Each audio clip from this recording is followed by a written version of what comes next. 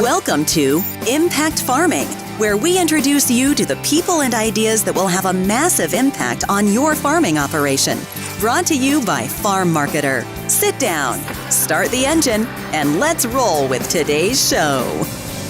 Hello everybody and welcome to the Impact Farming Show. I am so excited to have you guys back for another episode. And this week we have a special guest. We have Meghan Pedros, and you are the Relationship Manager, Talent Acquisition, Business Banking Program for TD Canada Trust. Correct. Excellent. So welcome to the show. Thank you so much for having me. You're very welcome. So Meghan is at the Advancing Women Conference in Calgary here, and she was giving a great presentation to a room full of ladies about building a personal brand. And your presentation was titled, Build Your Brand, Achieve Success. That's right. Excellent. So I'm so excited to dive into this because it is so important. That's right. And you know, our audience is Canadian farmers from around the world. And whether you're a corporate person or whether you're a business, a farm, your brand is so important, right? That's right. Yeah. Okay, excellent. So can you give a little bit of a high overview of your presentation? Absolutely. So, and again, thank you so much for having me here today. So, an incredible conference, I must say. Personal branding is so important, whether it's for your own individual career growth or whether you're trying to build or grow upon your business. Especially for farmers, your personal brand, that's your product, that's your story, that's how you're going to get across to your consumers. And I think that tying your personal relationships with your brand or your farming brand will really help you to go outside of just the typical local consumers market. So the way that I set out the presentation, we lay it out into two parts. The first component being identifying your personal brand. So oftentimes us as women are generally not as confident or comfortable to share some of our accomplishments or our strong sets of skills. And so this is a great exercise where we're able to talk a little bit about or highlight some of the great skills or qualities that we possess personally and draft out what's called a brand statement. So I often refer to that as your elevator pitch. So if you were in a building for 3 minutes with someone who's very influential for you, someone you aspire to be, what are some key things that you would like to share about yourself to keep that person engaged in the conversation, but also want to explore more about you from there. So that's the first part of this segment where we talk about your brand statement. How do you draft and build upon your personal brand statement or elevator pitch? And then from there, the most important part is then now what do you do with that personal brand? And how can you translate that over into broadening your network and helping you maximize and leverage that personal brand to achieve success in whatever industry or business that you're a part of. Perfect. And for our audience at home, they might be thinking, well, I don't have a career, but this is definitely applicable to farms. And as a farmer and a business person, as we all are, it is so important. And especially, and I'm sure you know this, but in this day and age, there tends to be a little bit of mistrust about farmers, right? And people are really curious on where their food comes from. Is it raised safely? All of that good stuff. And when I'm hearing you talk about this, I'm getting my farmer hat on and going, your brand statement and just being comfortable speaking about yourself, that could be where that power comes in. What's your brand, your farm brand? So when people ask you about who you are, you don't just go, I'm a farmer. Right. I'm a farmer, blah, blah, blah, and we'll get more into that. So just thought that I had. So let's go there. Can you talk a little bit about building your personal brand? Absolutely. So that encompasses so many different things. So your personal brand can be, any key attributes, accomplishments, skills, whether you have a passion for something, different things about how you want others to perceive you. So, your brand is typically how you see yourself and how others perceive you. And your personal brand lies somewhere in between all of that. Okay. So you can feel like you have a strong personal brand, but unless you go and seek feedback from others, you may not have that same consistency in terms of how your brand is actually truly perceived from consumers and the community from there. Okay, perfect. And then your step 2 would be leveraging your personal brand. Can you talk about that? Absolutely. So that's the most important part about your brand and how you can leverage your brand, your personal brand, and your product brand to really grow and leverage into that successful business. So leveraging your brand really is understanding how to build that. So what is your brand? How do you want others to perceive you or see your brand or quality product? And then now what do you do? How do you go in and leverage that? So that's through whether it's networking, communicating with others. This conference is a fantastic opportunity to do that because you're able to connect with so many new faces or new connections within the industry. So really being able to connect with someone, whether it's 2 or 3 people that you meet at a conference or setting like this, demonstrating who you are through that simple brand statement or elevator pitch, and then leveraging them for connections. So whether it's you meet with that person and identify that you have some commonalities from a business perspective or a product perspective, and then perhaps that person through your conversation is able to then say, you know what, I can't help you because it's a different service that I'm into, but I know someone in my network who can help you and connect you to the people that you need in order to get that marketing growth or that product and whatnot. So it's all about leveraging your personal brand and being confident to share your accomplishments, who you are, the value that you can bring to anybody, and then having leveraging that to your advantage by saying, I need to connect with this person, show them that I can add value, and have them help connect you further from there. Okay, perfect. That's great. Okay, so I am thinking about the farmers at home. And again, I think we often underestimate how important a brand is as farmers. You know what, we're just so busy. Farmers are so busy just working hard to produce great, safe products that we forget that now in this day and age, we really need to step up and have a brand, a voice, and portray ourselves the way that we want the public to see us, right? And that's why I really want to have you on the show, because among all the million zillion things that farmers have to do every day, I'm pretty sure that building a brand is not top of mind. Right. And it's not something that they likely take courses on. Right. So when we talk about a brand for a farm, it'll be bigger than one person. Right. It'll be the farm brand, the ranch brand.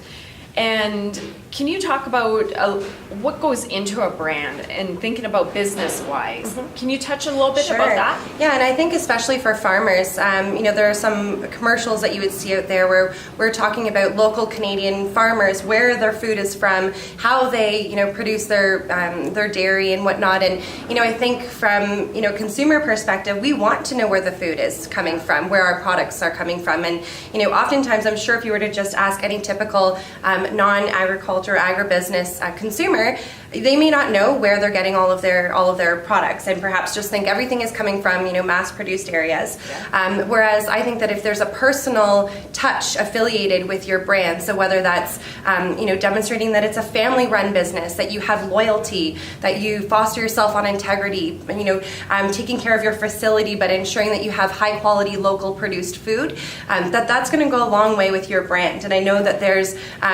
some of those key words when you're talking about your brand and marketing your farm or your business among the local market, as well as it's all about that loyalty, that trust, that compassion, that family business that will really help draw in all of those consumers, and also outside of just the local market, by knowing that you foster that emotional connection with that I think will go a long way. I'm not going to name restaurant names, but I was at a place with one of my girlfriends recently, and we actually just tested it out for the first time, and on their wall they had an entire map in Canada of where they get all of their food. Really? For all of their salads and salad bowls and everything. And prior to going there for lunch, my girlfriends and I would go to another place that we go for girls' nights or whatnot. And since we've seen that, that's one part of their branding marketing strategy, is to show that they get all of their products for all of their ingredients in that restaurant from local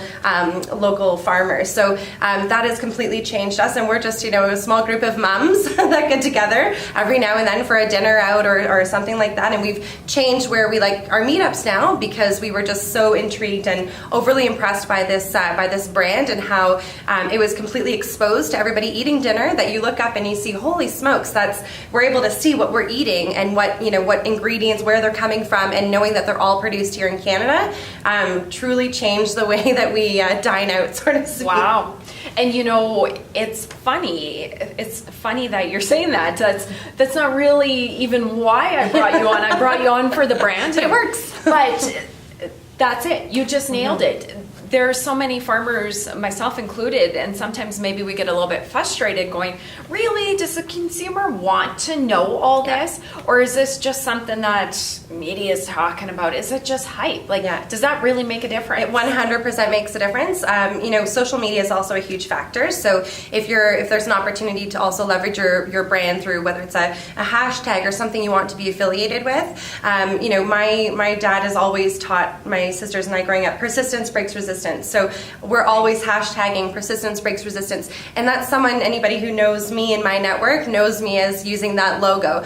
Same thing as if you were to, you know, think about different designer or label brands, there's usually an affiliated logo or a slogan that's attached to those brands. So, you know, same kind of thing. Consumers do want to know that we're not just buying products from any random or regular, you know, vendor or business. We like to know where we're getting our stuff. And actually, I just read an article recently saying that Canada was one of the most or the top healthiest countries in the world. There was a report that came out last week. I don't remember what it's called, but it was on Instagram. Okay. And they talked about it's because of how conscious we are about the food that we're getting and where we're getting our food. So, you know, there's a direct correlation with how consumers are purchasing from the agriculture business based on how we want to make sure that we understand who's producing our food, how are they producing the food, what is the quality assurance, and what is their business model, and how does that relay into how they're branding out in the community.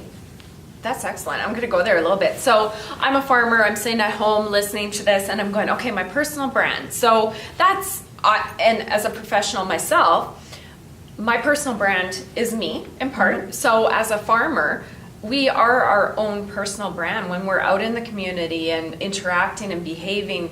When we're in the grocery stores, we're a personal brand. And if we can interact and help people that might have questions about food, that's personal branding, right? Absolutely. If we are a farm or ranch and we have a farm or ranch website, that's personal branding. Oh, yeah. Absolutely. Right there. And like you said, putting that family picture in there where we might go, okay, who cares? We're 6 generations of farmers. That's a big deal. Yeah, absolutely. Especially, you know, and I'm not being biased to moms, but I'm a mom and I am very conscious where, you know, what my kids are eating, and I always buy local products wherever I possibly can. So that is truly important, not just for, you know, the parents, but I think just in general, understanding where it comes from. And, you know, if you have a website, if you are on social media, being able to direct consumers to you know, review your history and see you know, just see where it's how you started, how you became to run your business. You know, they have that potato commercial where it was talking about we've had 6 generations of potato farmers, and you know, you just think as a consumer, you think I want to buy from that because I want to continue that you know, positive, warm, fuzzy family feeling where you feel like you're a part of the family where you're buying those products from. So your brand, your personal brand, transferring that into your business brand is truly hand in hand. So you can't have a negative personal brand and then be expected to have a strong business brand. They don't really go together.